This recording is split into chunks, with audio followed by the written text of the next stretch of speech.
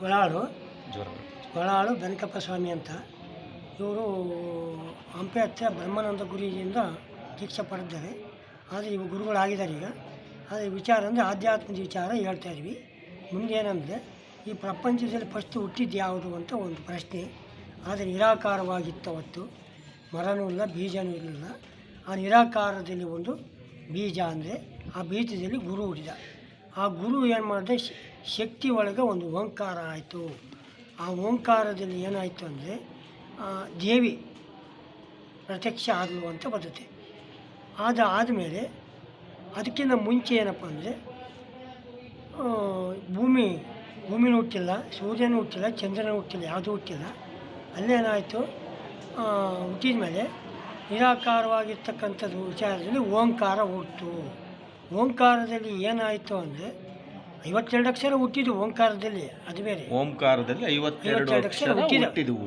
ಅಂದ್ರೆ 52 ಅಕ್ಷರ ನಮ್ಮ ಕನ್ನಡದಲ್ಲಿ 52 ಅಕ್ಷರ ಹೊರಗಿರ್ತಕ್ಕಂಥವು 12, ನಮ್ಮ ಶರೀರದಲ್ಲಿ ಇರ್ತಕ್ಕಂಥವು 50. ಹೊರಗಿರವು 52 ಅಕ್ಷರದಲ್ಲಿ ಹೊರಗಿರವು 2 ಅಕ್ಷರ ನಮ್ಮ ಹೊರಗೆ. ನಮ್ಮ ದೇಹದ, ನಮ್ಮ ಮನಸ್ಸಿನ ಒಳಗೆ, ಆತ್ಮದ ಒಳಗಿರ್ತಕ್ಕಂಥವು 50 ಅಕ್ಷರಗಳು ಆದವು. ಸರಿ ಸರಿ.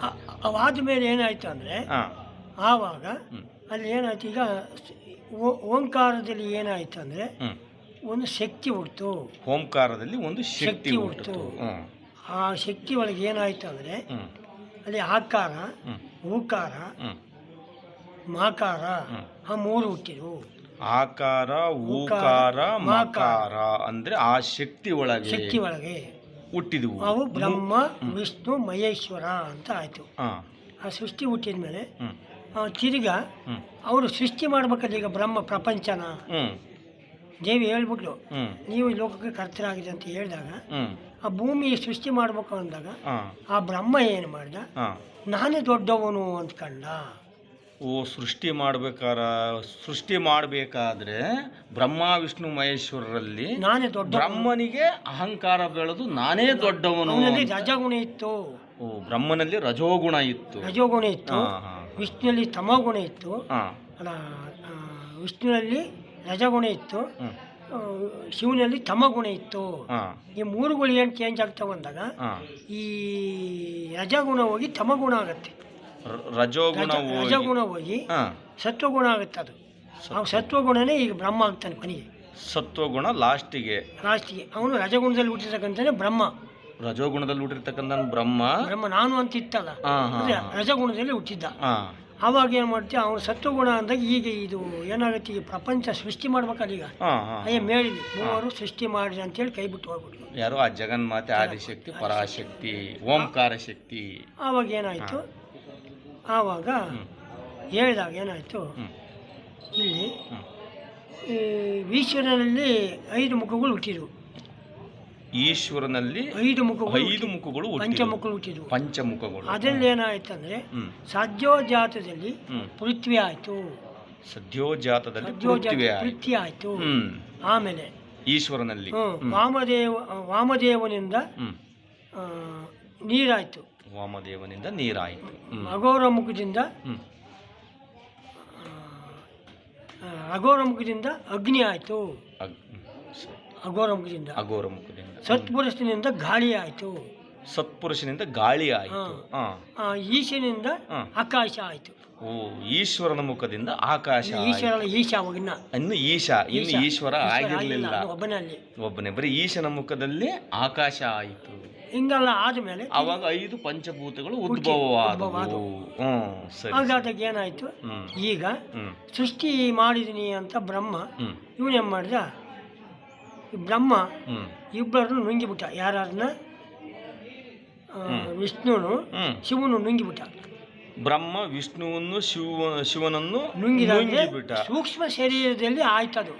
ಸೂಕ್ಷ್ಮ ಶರೀರದಲ್ಲಿ ಇಬ್ಬರ ಶರೀರವನ್ನು ಬ್ರಹ್ಮ ಸೂಕ್ಷ್ಮ ಶರೀರ ಯಾನದಲ್ಲಿ ಇವನು ಒಳವಕ್ರು, ಅವರಿಬ್ಬರು ಬ್ರಹ್ಮನ ಒಕ್ಕರು. ಬ್ರಹ್ಮ ಅವರನ್ನು ಒಕ್ಕಲಿಲ್ಲ, ಇವರು ನುಂಗಿದ ಅಂತವಲ್ಲ. ವಿಷ್ಣು ಈಶ್ವರ ಬ್ರಹ್ಮನ ಉದರ ಒಕ್ಕರು. ಬ್ರಹ್ಮನ ಉದರ. ಆವಾಗ ಎಲ್ಲ ವಿಸ್ತಾರವಾಗಿ ನೋಡಿದ್ರು. ಬ್ರಹ್ಮನ ಹೊಟ್ಟೆ ದೇಹದಲ್ಲಿ ಆಮೇಲೆ ಅವನೊಳಗೆ 14 ಲೋಕ, ಇಡೀ ಪ್ರಪಂಚ ಇನ್ನೂ ಸೃಷ್ಟಿನೇ ಆಗಿಲ್ಲ, ಎಲ್ಲ ಇಡೀ ಜಗತ್ತೇ. ಅಲ್ಲಿ ತಮಗುಣ, ರಜಗುಣ, ಸತ್ಮ, ತಮ ಋಷಿಗಳು, ಇಡೀ ಪ್ರಪಂಚ ಬ್ರಹ್ಮಾಂಡನೇ ಅದರೊಳಗಿತ್ತು. ಹೊರಗೆ ಏನಿತ್ತ ಬ್ರಹ್ಮನೊಳಗೆ ಹೇಳಿದ್ರೆ ಎಲ್ಲ ಇತ್ತು. ಬ್ರಹ್ಮನೊಳಗೆ ಇವೆಲ್ಲ ಗುಣಗಳು ನೋಡಿದ್ರು ಇಬ್ಬರು. ಇವನೇನು ಮಾಡಿದ್ರು, 9 ದ್ವಾರಗಳು ಬಂದ್ ಮಾಡಿದ್ದ, ನವರಂಧ್ರಗಳನ್ನು ಬಂದ್ ಮಾಡಿದ್ದ. ಯಾರು? ಬ್ರಹ್ಮ. ಇವಾಗ ಏನಾಯ್ತು, ಇವ್ರು ಹೊರವಾಡ್ಬೇಕಲ್ಲ ವಿಷ್ಣು ಈಶ್ವರ. ಆವಾಗ ಏನ್ ಮಾಡ್ತಾನೆ ಈಶ್ವರ, ನಾನು ಮೇಲ್ಭಾಗದಲ್ಲಿ ಬರ್ತಕ್ಕಂಥವನು ಅಂದ್ರೆ ಅವನು ಜಾಗ ಇರೋದು ಇಲ್ಲೇ ಅಗ್ನಿ ಚಕ್ರ ಅಂತ ಬರುತ್ತೆ. ಆ ಚಕ್ರದ ಮೇಲೆ ಇಲ್ಲಿ ಬ್ರಹ್ಮಸ್ಥಾನ ಅಂತ ಐತಿ. ಬ್ರಹ್ಮರಂಧ್ರ ಮೇಲೆ ಅಲ್ಲಿ ಬಂದ ಅಂತ ಈ ಬ್ರಹ್ಮರಂಧ್ರ ಪಾಲ ಅಂತ ಬರ್ತೈತೆ. ಆ ಪಾಲ ಅಂದ್ರೆ ಹಣೆ, ಅದ್ರ ಮೇಲೆ ಇಲ್ಲಿ ಬ್ರಹ್ಮಚಕ್ರ ಐತೆ, ಅಲ್ಲಿ ಅವನು ಹೊರ ಬಂದ. ಇವನು ವಿಷ್ಣು ಇದ್ನಲ್ಲ, ನಾನಿನ್ನೇನು ಇಲ್ಲೇ ಹುಟ್ಟಬೇಕು, ಯೋನಿಯೊಳಗೆ ನಾನು ಪ್ರಪಂಚದಲ್ಲಿ ಯೋನಿಗೆ ಹುಟ್ಟಬೇಕು ಅಂತ ಅವ್ನು ಕೆಳಗೆ ಬಂದ್ಬಿಟ್ಟ. ಅಜೋಜ ಮುಖದಲ್ಲಿ ಹುಟ್ಟಿದ. ಎಂಥದ್ದು? ಅಜೋಜ ಎಂಬ ಮುಖದಲ್ಲಿ ಹುಟ್ಟಿದ ಅವನು. ಅಜೋಜ ಮುಖದಲ್ಲಿ ವಿಷ್ಣು ನಾಭಿಯಲ್ಲಿ ಹುಟ್ಟಿದ. ಯೋನಿಯೊಳಗೆ ಬಂದವನು, ಯೋನಿ ಒಳಗೆ ಹುಟ್ಟಿದ ಯೋನಿಯೊಳಗೆ ಬಂದ. ಅವಾಗ ನೋಡಿದ್ರೆ 14 ಲೋಕ ಇವನೊಳಗೈತೆ ನನ್ನೊಳಗೈತೆ ಅಂತೇಳಿ ಹೊರಗೆ ಬಂದಾಗ ಆವಾಗ ವಿಷ್ಣು ಶಿವ ಇದ್ನೆ. ಆವಾಗ ನಾನು ನೋಡ್ಬೇಕು ಅಂತ ಚಟ ಬಂತು. ಯಾರಿಗೆ? ಬ್ರಹ್ಮನಿಗೆಲ್ಲ ಇವರಿಬ್ರು ನನ್ನ ಒಳಕ್ಕೆ ಹೋಗಿ ನೋಡಿದ್ರು.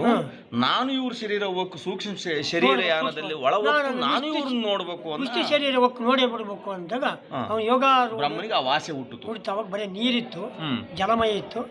ಯೋಗಾರೂಢನಾಗುತ್ತೆ ಆಳದಲ್ಲಿ ಮನುಷ್ಯ ಇವನು ಪೂರ್ಣ ಬ್ರಹ್ಮತಾನಾದ ಅಂದ್ರೆ ಆ ನೀರಿನ ಅಲೆ ಮೇಲೆ ಮಣಗಿದ್ದ. ಯಾರು? ವಿಷ್ಣು.